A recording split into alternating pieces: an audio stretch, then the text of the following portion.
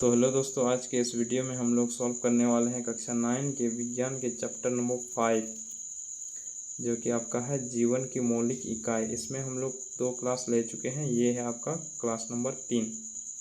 इसमें हम लोग सॉल्व करेंगे 21 से लेकर 30 तक के क्वेश्चन को। ठीक है, तो चलिए देखते हैं क्वेश्चन।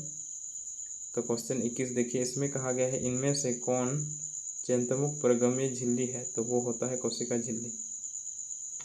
चयनात्मक प्रगम्य झिल्ली को हम लोग कोशिका झिल्ली को इसलिए चयनात्मक प्रगम्य झिल्ली कहा जाता है क्योंकि कोशिका झिल्ली जो होता है वो कुछ पदार्थ को अंदर आने देती है और कुछ पदार्थ को बाहर, यानी कि अंदर बाहर अपने नियंत्रण करती है। ठीक है, यानी कि चुनती है कि किसको बाहर जाना है, बाहर जाने देना है, और किसको अंदर आने देना है। ठीक है, इसलिए इसको हम लोग कहते हैं चयनात्मक प्रगम्य झिल्ली।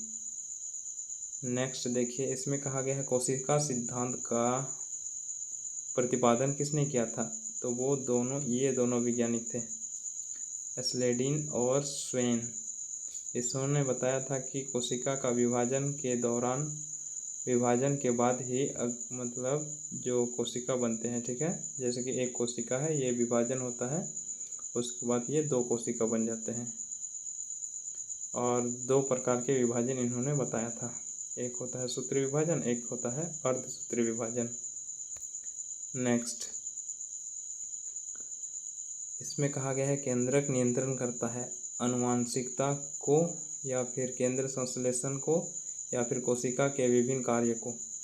तो ये तीनों जो कार्य हैं, ये सभी कार्य को क्या करते हैं, नियंत्रण करते हैं। कौन? केंद्रक। नेक्स्ट, इसमें कहा गया है अर्धसूत्री विभाजन में गुणसूत्र की संख्या कितनी होती है।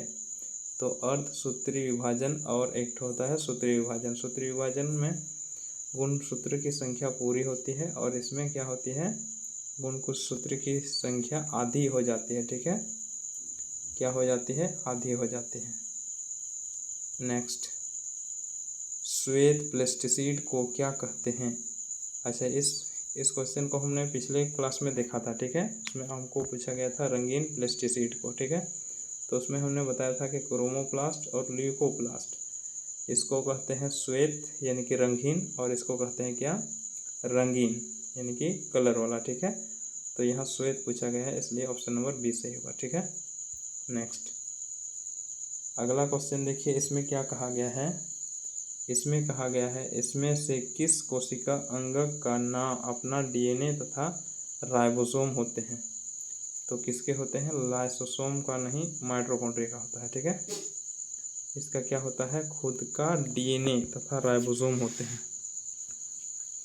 नेक्स्ट देखिए, जब किसी जीवित कोशिका को आत्मघाती, क्या कहा गया, आत्मघाती नहीं, जब किसी जीवित कोशिका को अल्प प्रसारी विलयन में डाला जाता है तो क्या होता है। ठीक है, अच्छा, इस प्रकार के क्वेश्चन भी हम लोग देखे थे उस क्लास में पहला वाला क्लास में। ठीक है, और उसमें हमने बताया था कि अल्प प्रसारी विलयन में जब किसी कोशिका को डाला जाता है, और ये अल्प प्रसारी विलयन क्या होता है वो भी हमने वहाँ बताया था। ठीक है, तो वो क्या होते हैं, फूल जाते हैं। ठीक है, कोशिका क्या होता है, फूल जाता है। नेक्स्ट, इलेक्ट्रॉन सूक्ष्मदर्शी की खोज कब हुई थी। तो इलेक्ट्रॉन की सूक्ष्मदर्शी की खोज 1920 में, या फिर 1930 में, या फिर 1940, 1950। तो 1940 में हुआ था। ठीक है, नेक्स्ट देखिए, इसमें हमसे पूछा गया है इनमें से कौन बहुकोशिकीय जीव नहीं है। अच्छा, ये वाला क्वेश्चन तो कितने बार पूछा गया है, इतना मतलब बदल बदल कर पूछा जाता है। ठीक है, लैंग्वेज थोड़ा सा चेंज हो जाता है। तो यहाँ क्या कहा गया है, अमीबा। अमीबा क्या है, एक कोशिकीय जीव है। यहाँ हमें बहुकोशिकीय जीव नहीं को पूछा गया है। ठीक है, तो बकरी भी बहुकोशिकीय जीव है, कवक भी बहुकोशिकीय जीव है, और क्या, जंतु, ये कवक भी बहुकोशिकीय जीव होते हैं, कवक बहुकोशिक होते हैं। ठीक है,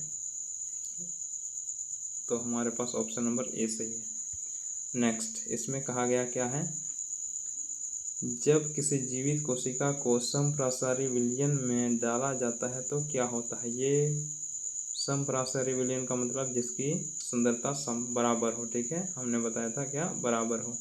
ये पिछले क्लास में बताया गया था, ठीक है। तो जब इसमें कोशिका को डाला जाता है तो क्या होता है, कोशिका जैसे की तैसी रह जाती है। ऑप्शन नंबर ए सही होगा।